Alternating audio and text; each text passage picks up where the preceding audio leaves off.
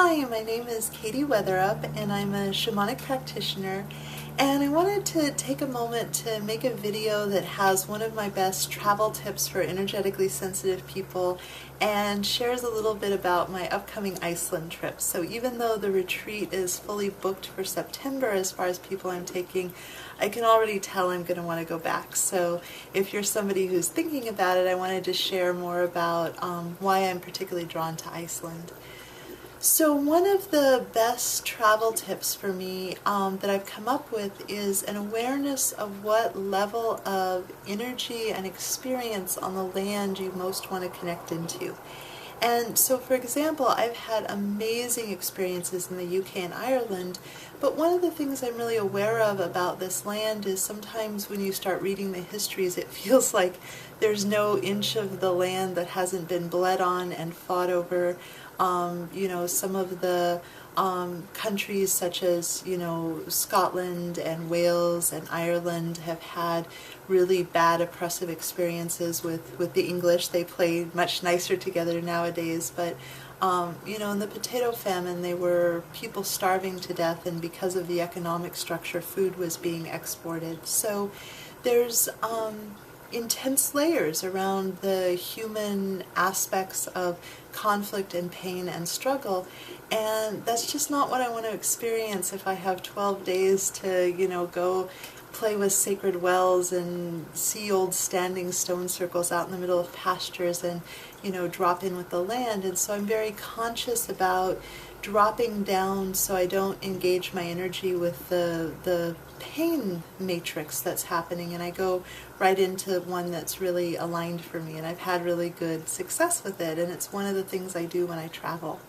And so getting ready for Iceland, one of the draws to Iceland, so to be honest, Iceland is more about just this thing inside of me saying, go to Iceland, Iceland is calling. And as a shamanic practitioner, that's reason enough. But if I'm going to, put a group together and tell people why it's cool to go to Iceland, a lot of people find it's helpful to have some other reasons. And there are a whole lot of reasons that it's wonderful, but one of the things that I really love about the idea of being in Iceland is it will be my first opportunity to be on land that doesn't have the history of the people who were indigenous or before there having their ancestral lands taken away. And most of the world has that story, over time. Europe has had so many changes of hands, and there are all these experiences, and Iceland wasn't settled until really late. It was like the 800 AD that people were starting to set up farms, and even then it's never been a huge population. So the human history on Iceland is really light. There's just not a lot of energy there associated with people, and at the same time the land has such powerful geological events going on that it can affect the rest of the world.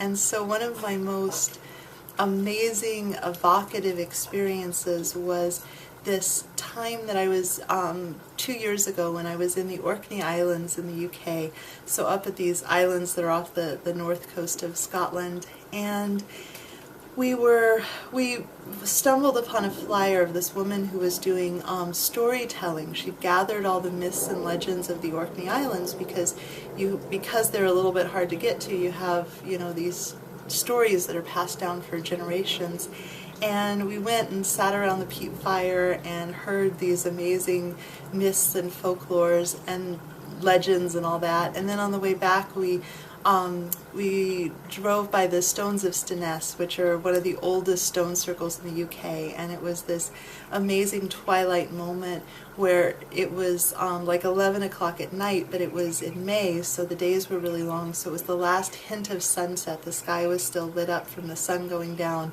and the moon had risen.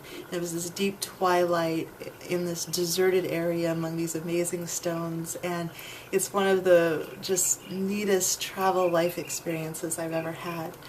But one of the myths and one of the stories was about this great dark cloud of a dragon from the north coming through, and how it made the children sick and it destroyed the crops and all that kind of thing.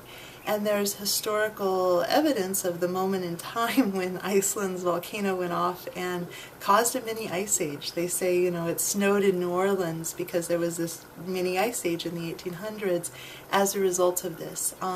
More recently, you know, air traffic just couldn't happen, you know, in Europe for a week because of the volcano going off. And so there's enough power and energy and movement there that what happens in Iceland can affect the whole world. So if you want the like primal, powerful, you know, earth magic mechanics, that is a neat place to go.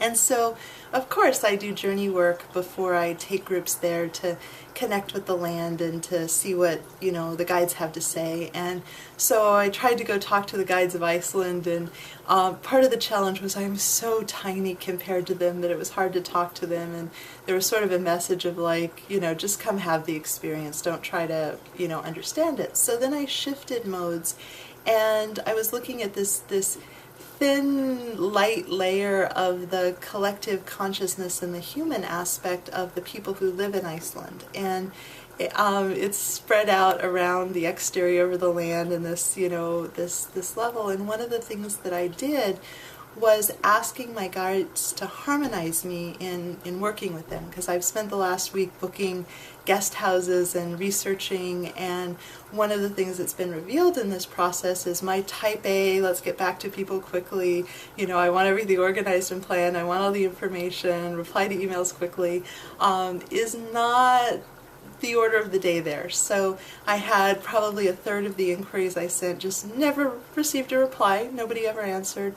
And there were other places where it's interesting of how information is partial or incomplete, and there was just all of this. And so in sorting that out, one of the things I asked was to bring me into harmony, not changing me exactly, but more like creating an interface so that my good intentions and my connection, you know, when we're there, when the group is there, can be in alignment. Because sometimes there's a cultural difference, and I have some very definite ideas of what I want to experience, but I don't want to unnecessarily annoy people by an interface where my flow and rhythm and heartbeat is different than theirs in terms of engagement.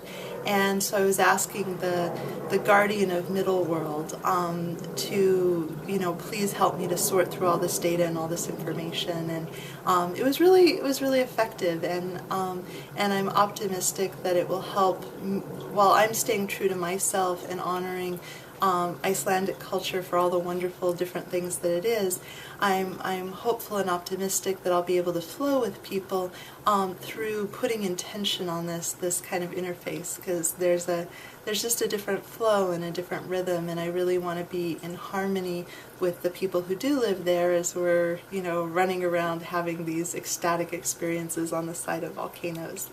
And so those are some of my travel tips for people who are energetically sensitive, is an awareness of the different matrices and levels of the land and tuning into what you want to tune into, and then harmonizing and setting intent to harmonize with the culture, so you aren't sort of bumping into obstacles that don't need to be there. And I did the least wheel spinning that I've ever done in creating a plan for where I was going to stay, because I researched, I sent my inquiries, and then I put the project down, I did journey work, I asked the guys to help me sort the information, came back, looked at it fresh, went, okay, this is the way to go, or this is the person that's replied, okay, boom, moving on to the next thing. And it's been a really cool process. So I'm really excited to go, and if you have a call to Iceland, you know, think about in the next year or so, when I get another trip together, whether that's something that would resonate for you, because there's some really magical experiences, and I'd love to travel with people who are like-minded, who want to go talk to the spirit of the volcano, or want to go tune in these profound ways. I think it's a really rich, fun way to experience the world. So thank you for watching, and I hope this video is helpful. And if the folks who are coming with me are you know, watching this video, we're gonna have the most amazing time. It's so epically big and cool and powerful, like no piece of land I've ever looked at in shamanic reality. And I've made a habit of going to power spots like, Sedona and Death Valley and center of Stonehenge and all these like really potent places. And Iceland is just degrees of magnitude bigger in terms of the energy. So I'm so excited that I get to share this with all of you, and thank you for listening.